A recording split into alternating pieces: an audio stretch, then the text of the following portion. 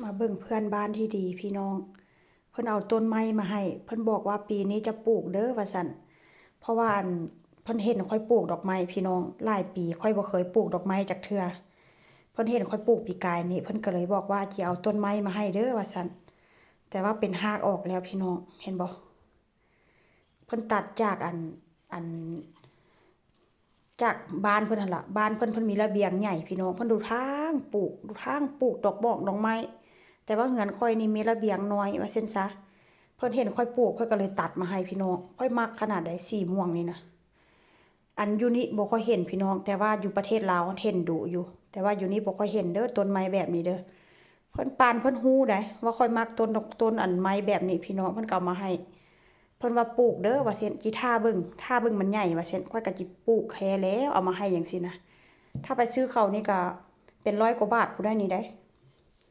แต่ว่าเพิ่นเห็นข้อยปลูกปีนี้ก็เลยเอามาให้